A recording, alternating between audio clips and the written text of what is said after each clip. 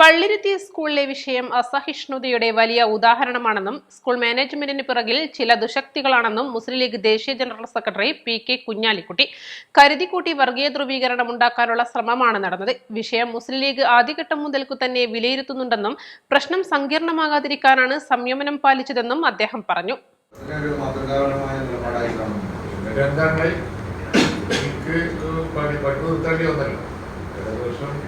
ഭരിക്കുമ്പോൾ കുട്ടിക്ക് പഠിപ്പ് നിർത്തേണ്ടില്ല വളരെ വസ്തുത.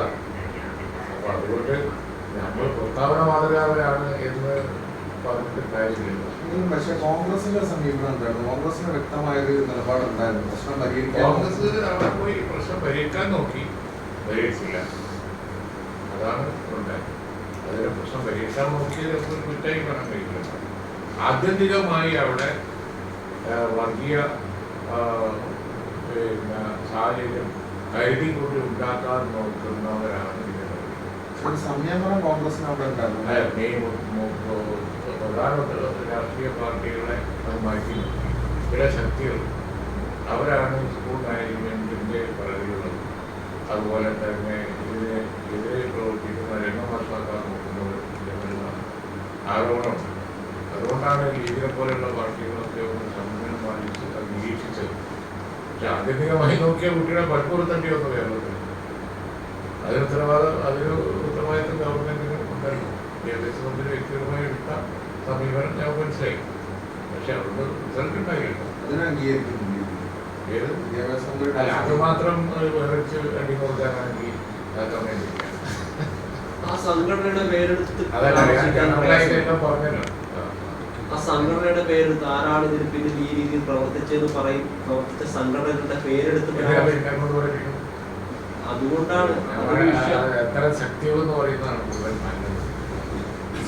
പേരൊക്കെ പറയുന്ന ചിലപ്പോൾ പറയുന്നവരുടെ നിലവാരത്തിൽ സ്കൂൾ ഇപ്പോഴും പറയുന്നത് മാനേജ്മെന്റ് പറഞ്ഞത് അവരുടെ നിയമത്തിനനുസരിച്ച് സ്കൂളിന്റെ മൈലും അനുസരിച്ച് എന്നുള്ളത് എത്തിക്കാട്ടാണ് അവരിപ്പോഴും ന്യായീകരിക്കുന്നത്. യൂണിഫോം ഉണ്ടെങ്കിൽ ആ യൂണിഫോമിന് വിരുദ്ധമാവാൻ ഒരു ചെറിയ ഒരു തട്ടം അല്ലെങ്കിൽ ഒരു തട്ടം യൂണിഫോമിന് അനുസരിച്ച് തന്നെ വലിയ എന്ത് പറ്റാം അറിയുന്ന അധ്യാപിക മുഴുവൻ തൽപ്പാടിട്ടാണ് അതെനിക്ക് മോശമായിപ്പോയി. വളരെ ഒരു അസഹിഷ്ണുതയുടെ ഒരു മകുടോദാഹരണം. റിസൾട്ട് അവസാനം അവർ വിജയിപ്പിക്കുന്നത് അത് മോശമായി. അതിൽ പറ്റുന്നത് ഗവൺമെന്റിന് ഉത്തരവാദിത്തമുണ്ട്. അതുണ്ടാവാൻ പാടില്ലായിരുന്നു, എളുപ്പമുണ്ടായില്ല. ഇതിലൊരു അഭിഭാഷകയോട് തന്നെ കോടതി പറഞ്ഞ മുസ്ലിം കുട്ടികൾ ഹിന്ദു കുട്ടികൾ എന്ന് വേർതിരിച്ച് പരാമർശം നടത്തി. അങ്ങനെ സ്കൂളുകളിൽ കുട്ടികൾ മാത്രമേ ഉള്ളൂ എന്നാണ് കോടതി. ആ കോടതി പറഞ്ഞ വളരെ കറക്റ്റാണ്. നമ്മളാരും പറയാറില്ല. എന്നിട്ട് കോടതിയിൽ കയറി അത് പറഞ്ഞാൽ പിന്നെ കോടതിയിൽ തള്ളിയിട്ട് അറിയുന്നു. വളരെ കറക്റ്റാണ്. സ്കൂളിൽ കുട്ടികളെ ഉള്ളൂ ഇങ്ങനെ പറയാൻ തുടങ്ങി. ഇങ്ങനെ കേരളത്തിൽ പറയാൻ തുടങ്ങിയ അവിടെ അഭിഭാഷകയാണെങ്കിലും ആരാണെങ്കിലും അത് കോടതി പറഞ്ഞതാണ്. വളരെ കറക്റ്റാണ്. കുട്ടികളെന്ന് പറയാനുള്ള മാന്യതകൾ കാണിക്കണം. അവരെ ജാതി തിരിച്ച് പറയാൻ നമുക്ക് വളരെ മതി. ഏത് വക്കീലായും കണ്ടെത്തി വക്കീലാണെന്ന് നോക്കിയിട്ട് നമുക്ക് അഭിപ്രായം പറയുന്നത് അവർക്ക് വളരെ മോശമായി പറയുന്നുണ്ട്.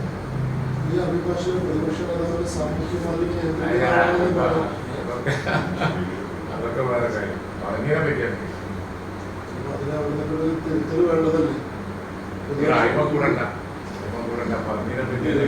സാമൂഹിക കേരളത്തിൽ നാളെയും ഇത്തരം സംഭവം ഉണ്ടാവാതിരിക്കാതെ ഏത് തരത്തിലുള്ള ഇടപെടലാണ് മുഖ്യമായാലും കോൺഗ്രസ് ആയാലും ലീഗായാലും അങ്ങനെ മുഖ്യധാരയിലുള്ള കക്ഷികളും ഒക്കെ ഇടപെടണം. മുഖ്യധാരയിലുള്ള കക്ഷികളൊക്കെ ഇടപെട്ട് ഇത്തരം വിഭാഗീയതയും വർഗീയതയും കേരളത്തിൽ പ്രോത്സാഹിപ്പിക്കുന്നതിനെതിരായിട്ട് രംഗത്ത് വരണം. നല്ലതല്ല, വളരെ മോശം. മലബാറിലേക്ക് വന്ന സ്കൂളൊക്കെ നടന്ന വളരെ ഭാഗങ്ങളായി. കേരളത്തിന്റെ കൺസേണിന് അത് യോജിക്കുക. നിങ്ങളായാലും ഈ മുസ്ലിം ക്രിസ്ത്യൻ ഹിന്ദു എന്നിങ്ങനെ പറഞ്ഞുകൊണ്ടിരിക്കണ്ട. കോടതി പറഞ്ഞത് കറക്റ്റാണ്. നമ്മളിവിടെ കുട്ടികളായിട്ട് കാണും. എന്നെ കൊണ്ട് പറയിപ്പിക്കാൻ നോക്കും വേണ്ട. ഞാൻ പറയില്ല, മനസ്സിലായില്ലേ? വക്കീൽ പറഞ്ഞിരിക്കും, പക്ഷെ ഞാൻ പറയില്ല. കോടതി എന്നെ കൊണ്ട് പറയിപ്പിക്കാൻ നോക്കും വേണ്ട. ഇതിൽ ലീഗ് ഇടപെടാൻ വൈകിയത് സത്യത്തിൽ മറ്റു ശക്തികൾക്കൊരു സഹായമാവുന്ന സാഹചര്യം തീർത്തില്ല. അതൊന്നുമില്ല. ഞങ്ങൾ ഇടപെടുന്ന സമയത്ത് കാരണം എന്താണെന്ന് വെച്ച് കഴിഞ്ഞാൽ ഇങ്ങനെ പരിതാപകരമായ അവസ്ഥ വരുമ്പോൾ പരാധീനത അനുഭവിക്കുന്നവർക്ക് വേണ്ടി ഞങ്ങൾ ഇടപെടൂല എന്ന് പറഞ്ഞാൽ പിന്നെ എന്തിനാ ഞങ്ങൾ ഇടപെടും? നേരത്തെ പക്ഷേ രംഗം വഷളാക്കാൻ വേണ്ടി രീതിയിൽ എണ്ണ വയ്ക്കാൻ വേണ്ടി ഇത് ഇത്രയും അതാണ് ഞങ്ങളത് നോക്കിയത്. ഇത് നിയമത്തിന്റെ ഒരു പ്രശ്നം കൂടി ഉണ്ട്. അത് മുമ്പത്തെ ഒരു കസ്റ്റമർ സ്റ്റേറ്റ് കേരളം എന്ന് പറയുന്ന കോർട്ടിന്റെ ഓർഡർ എടുത്ത് പിടിച്ചാണ് സ്കൂൾ പറയുന്നത് സ്കൂളിലാണ് അതിന്റെ പൈതലിന്റെ അധികാരം.